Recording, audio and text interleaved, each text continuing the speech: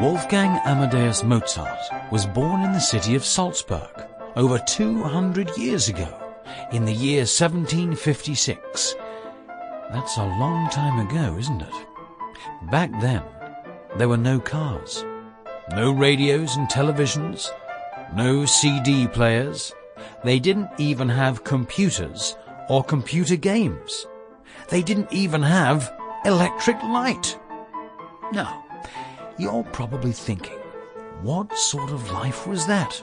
No television, no cars, or electric lights that I can turn on and off with the touch of a button? Of course, nowadays, we couldn't imagine living like that. Life was completely different in those days. When it was dark, people had to light oil lamps and candles so that they could see. And those who couldn't afford oil lamps and candles went straight to bed when it was dark, and their day began at sunrise. Many people couldn't read or write. Instead of watching television or playing computer games, they would have to do the housework. And there were no washing machines or dishwashers, and no vacuum cleaners. People would pass the time by meeting up with their friends and acquaintances to chat and talk about the everyday events and stories from the day before. It was in these times that Wolfgang Amadeus Mozart lived and worked.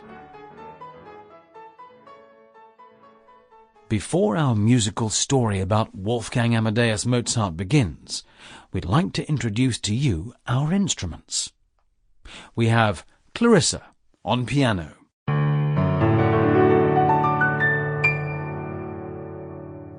Christina and Barbara will play the violins.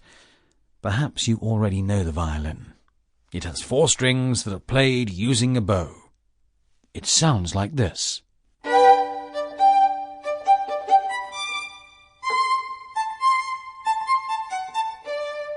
The viola looks like a violin, but it's a little bit bigger and therefore sounds a little deeper. Martin will play the viola.